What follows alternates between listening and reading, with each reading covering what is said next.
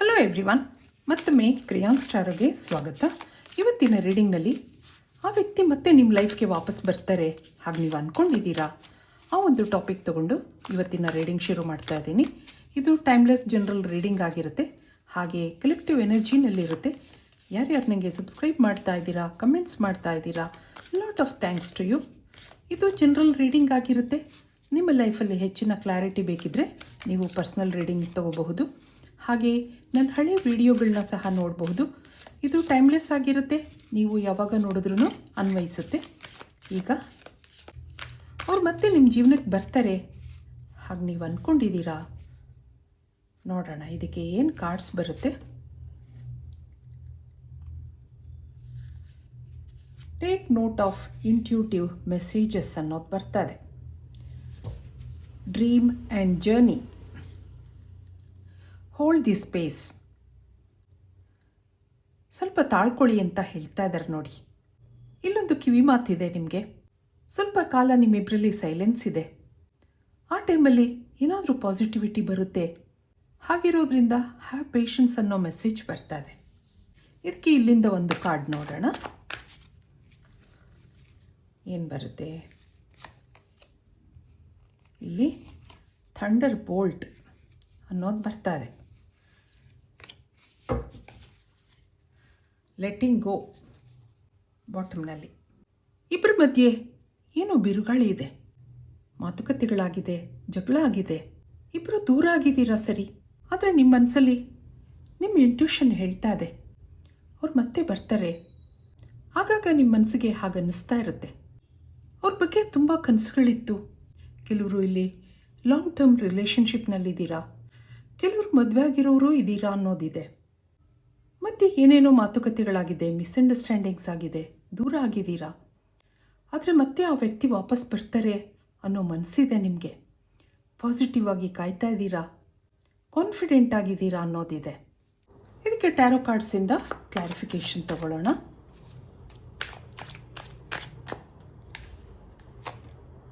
ಇಲ್ಲಿ 8 of swords ಬರ್ತಾ ಇದೆ, ಹ್ಯಾಂಗ್ಡ್ ಮ್ಯಾನ್ ಬರ್ತಾ ಇದೆ, ಹಾಗೆ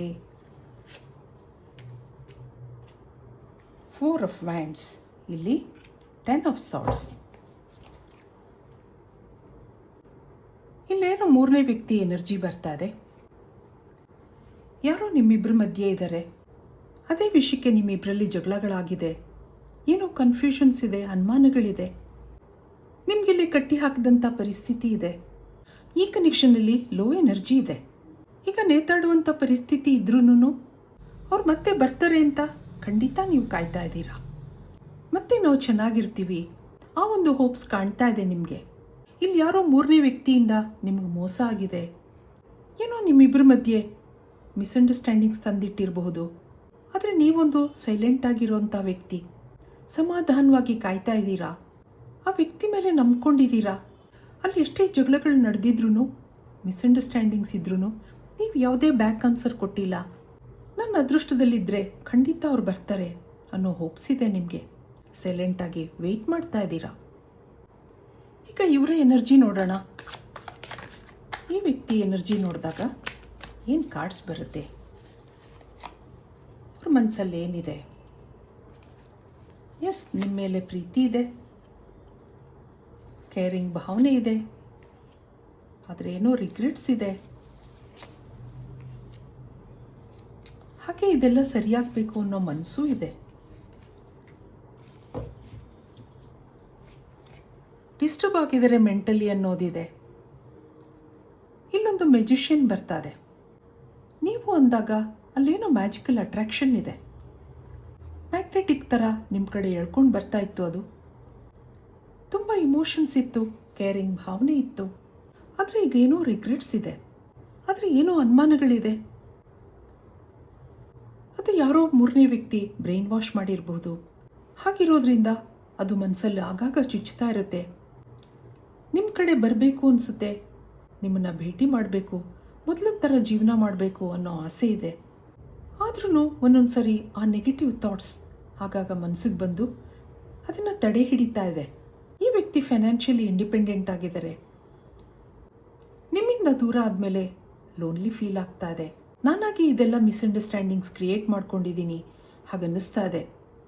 ಈಗೀಗ ನಿಮ್ಮ ಮೇಲೆ ನಂಬಿಕೆ ಬರ್ತಾ ಇದೆ.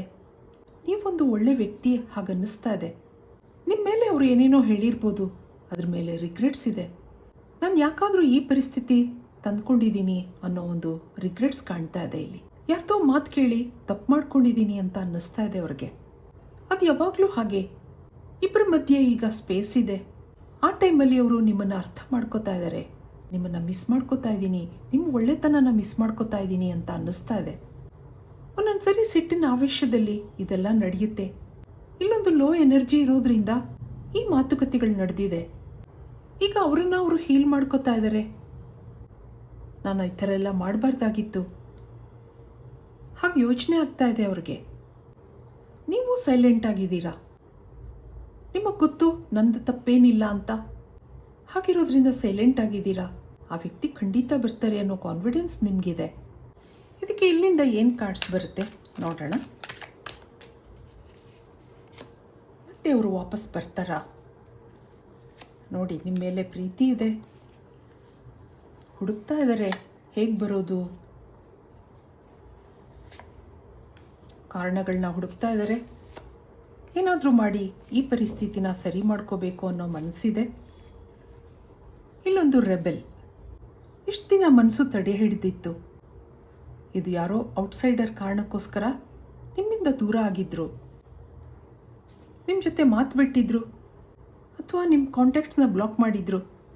ಆದರೆ ಈಗ ಇನ್ನರ್ ವಾಯ್ಸ್ ಅಂದಾಗ ಮನಸ್ಸಾಕ್ಷಿ ಚುಚ್ತಾ ಇದೆ. ನಾನು ತಪ್ಪು ಮಾಡಿದ್ದೀನಿ ಅಂತ ಅನ್ನಿಸ್ತಾ ಇದೆ. ಯಾರೋ ಹೊರಗಡೆಯವ್ರ ಮಾತು ಕೇಳಿದ್ದೀನಿ. ಇದು ನಾನು ಮಾಡಿರೋ ತಪ್ಪು. ನನ್ನ ಜೀವನ ನಾನು ಸರಿ ಮಾಡ್ಕೋಬೇಕು, ಮತ್ತೆ ನಿಮ್ಮನ್ನು ಕಾಂಟ್ಯಾಕ್ಟ್ ಮಾಡಬೇಕು, ಮತ್ತೆ ನಿಮ್ಮ ಜೀವನಕ್ಕೆ ರಿಟರ್ನ್ ಆಗಬೇಕು ಹಾಗೆ ಮನಸ್ಸು ಅನ್ನಿಸ್ತಾ ಇದೆ. ಹೇಗೆ ನಿಮ್ಮನ್ನು ಕಾಂಟ್ಯಾಕ್ಟ್ ಮಾಡೋದು ಅನ್ನೋ ದಾರಿಗಳನ್ನ ಹುಡುಕ್ತಾ ಇದ್ದಾರೆ.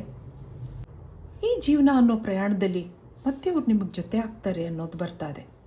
ಅವ್ರ ಇನ್ನರ್ ವಾಯ್ಸ್ ಹೇಳ್ತಾ ಇದೆ ಮತ್ತೆ ವಾಪಸ್ ಹೋಗಬೇಕು, ತಪ್ಪು ಮಾಡಿದ್ದೀನಿ, ಆದರೆ ಇದನ್ನೆಲ್ಲ ಸರಿ ಮಾಡ್ಕೋಬೇಕು ಅನ್ನೋ ಮನಸ್ಸಿದೆ.